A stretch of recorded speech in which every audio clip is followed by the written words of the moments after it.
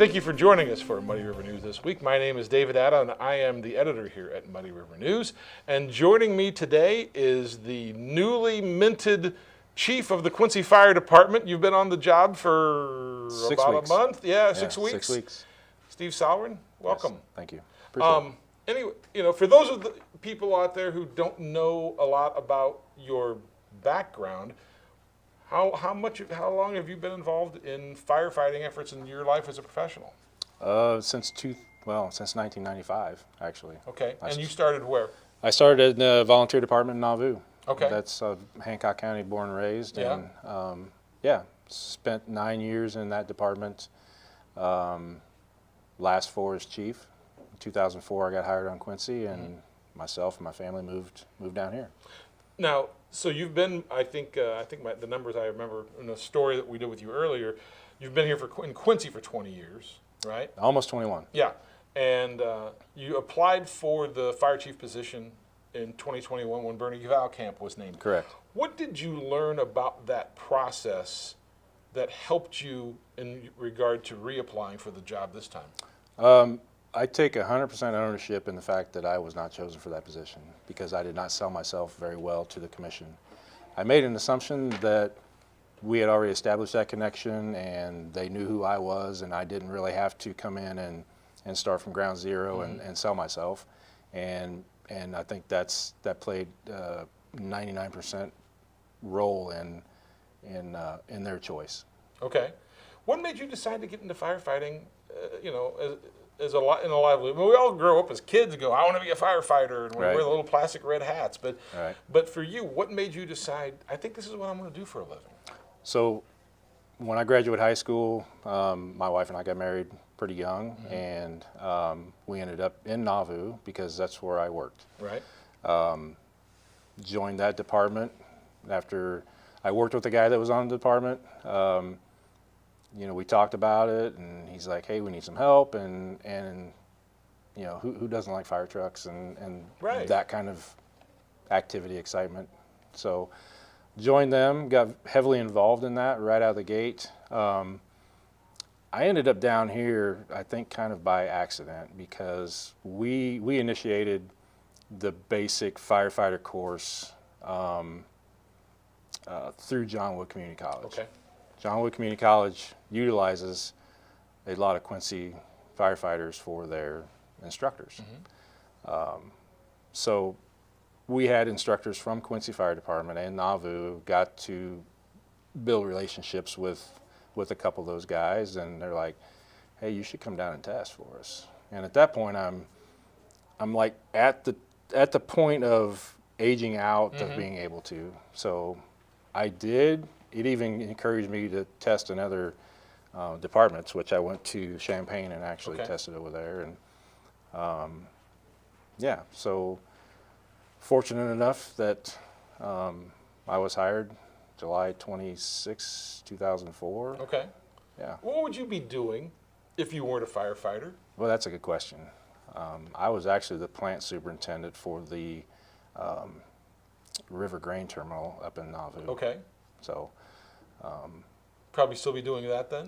Probably, unless we move someplace else, because in that small town, there's just not a lot. Yeah. I'm a hands-on type of person, or at least I was. I wanted to say I'm not an office person, but I guess I am now. I guess you are now. Yeah, I guess I am. How has your role? Okay, I think the public understands a lot about what a firefighter's role is. You've been the deputy chief for the last 10 years. How did your job change from being a firefighter to being the deputy chief, and then how did it change from being the deputy chief to becoming the chief? Yeah, so I was promoted, promoted through the normal channels with the Police and Fire Commission on the recommendation of former Chief Henning. Right. That was in 2010, February. So I'd only been on the job about 6 years. Right. That transition in itself, just coming from the firefighter rank, kind of had its own challenges, of course. But for me, the opportunity to kind of work in a capacity outside of the actual hands-on firefighting was, I kind of look forward to that challenge. Right. I had kids that were of, junior high-ish, high school age. The schedule for sure is more family friendly. Right. And I looked at it as an opportunity that I might not ever get again. Right. Understand. I get that. Yeah. Especially the family friendly part. I mean, Right. the 7A to 7A shift, I'm sure can get a little tiring over Yeah, time. there's pros and cons to it Yeah. for sure, but yeah, it's not terribly family friendly because if your work day lands on a holiday, you're working the holiday unless you've got seniority enough to request that time off, and so and it's been good. It was a good move. Now that you're in charge, everybody's going to run it. Look, I'd run this place differently than Bob Goff if I was in charge of it. But everybody has a way to do their thing. Is there anything that the public would notice that you would do differently about your job than the way Bernie did it? I don't know externally if there's a whole lot of visual things that would come out of that, but you're right. I mean, everybody's got their own nuances. I'm 6 weeks into it, still trying to kind of figure things out. Went right into budget discussions, right out of the gate. So trial by fire, quote unquote, for that. So still working through that process, and I'm optimistic. Hopefully, still need to have some of those discussions before it gets finalized. But yeah, so I mean, there's a lot going on right now. What are things that people should? Again, we know firefighters go put out fires, but I know there are so many other things that your department does when you aren't fighting fires. What are those types of things that the public need to know about? What they do? Sure. Everybody sees us going lights and sirens down the road, and know we're either going for medical calls or a fire call. Right. Outside of the emergency responses, right now we're gearing up for commercial business inspection season, hydrant flow testing, hydrant inspections. We do a bunch of public education. We do car seat installs. We're hazmat response. We're technical rescue response. We're water response. And a lot of that stuff requires recurring training, and there's not a lot of hours in the day that our guys aren't doing something. One of the things that you've been doing lately, though, is putting out fires. We have. You've been very busy. 6 structure fires, literally since you were sworn in on March 3rd, I think, or sworn in on March 11th. 4 of them were in abandoned buildings. I guess the first question is, how rare are 6 structure fires in Quincy, Illinois in a month's time? Pretty much unheard of in my 20 years. What would be a typical number? If we had, I don't know, probably true by the reporting requirements, I mean, probably 2 or 3. Okay. I mean, even if it's a stove fire, it's considered a structure fire because it's in a structure. Right. So, I mean, even though that's something like that, but, all in all, probably 45, 50 or so in a year. In a year, okay. Yeah. And you've had 6 in 4 weeks. Right. Because 4 of those fires in our abandoned buildings, and correct me if I'm wrong, typically when we say abandoned, that means also that the utilities have been cut off, correct? Correct.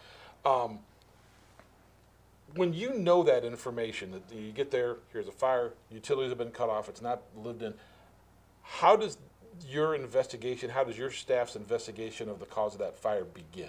Okay. So the first determination is, when we're looking at cause and origin, we're trying to figure out if there was some kind of accidental cause. Okay. So we're looking at utilities, of course. So is there still electric and there's still gas to the residence or the building? If we can eliminate those 2 aspects, then we know that there's some type of human involvement. Or act of God, I guess. Could be lightning. True. Yeah. Yeah. But absolutely. That's, again, very rare. Yeah. If you take those 3 things, weather and utilities out of the mix, you're pretty much down to somebody's messing around. So how do you find these people? Because, for example, on the Welcome Inn fire, there were arrests made. In the other fire, the other day, I don't remember the location, but there was a man who admitted that he was there, and a raccoon ran through the place, and he threw something at it. But how do you find these people? I mean, and I have to imagine it starts with camera surveillance, doesn't it? It does. It does. So if we find something that's out of the ordinary, there's no really plausible explanation for it. We right out of the bat contact QPD, because at that point it may or may not become criminal, but they're the guys that have the interrogation experience. Right. And if we do find somebody, and for us, you know, if it's a structure fire of an occupied residence, and we can talk to witnesses, it's like, you know, we can kind of figure out if they were on site, if they just left an hour before or whatever. You know, we'll handle that internally, and we have that obligation through the state fire marshal's office actually to determine cause of origin if we can. But back to your previous point, cameras now are huge for us and for the police department, for sure. How can I, as John Q. Public, help in something like that? How can a neighbor of where these homes that were burned down, how can they help you? Sure. When the investigation starts, we're going to talk to, if there's people that were actually residents, we're going to talk to those folks too, and probably not so much neighbors at that point, if we can get good information from the occupant.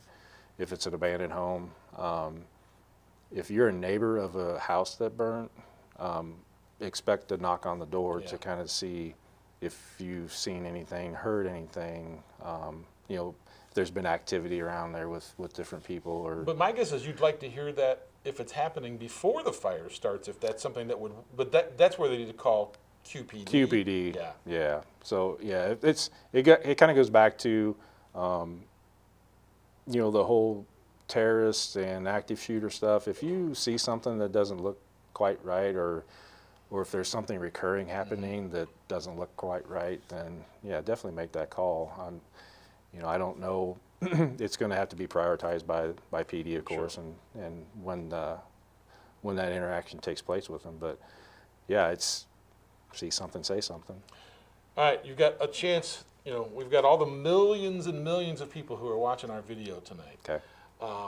If you could say to them, as the fire chief of Quincy, Illinois, I implore you, I beg of you, this would help me this will help the fire department do its job better if you would just. Okay. A couple things. Okay. Our primary focus is prevention. So fire prevention, accident prevention. Our big concern when we have a structure fire is if there's still people inside. Right. For two reasons: because of the chance of a fatality of the occupant, and the danger that it actually causes our personnel to go into in an effort to make that rescue. We're always finding smoke detectors, which nobody thinks about, that are either inactive, they're pulled down because they're too close to the kitchen. I would just ask that if there's any question about your location of smoke detectors, if you need some, we're continually involved with the Red Cross smoke detector program. Call us, we'll come help you out. Right. And if there's any questions that anybody has about anything fire department related, I would just soon get that call and try to, you know, answer that one-on-one instead of the rumor mill starting and all that stuff. They don't talk about rumors and stuff on Facebook or anything like that, do they? Never. That never happens. Never. It's only factual information that's put on Facebook.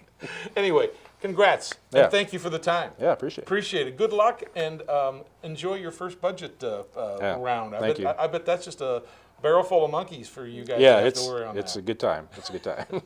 And that's all the time we have today. If you want to see this video or any other videos that we've done, go to Muddy River TV.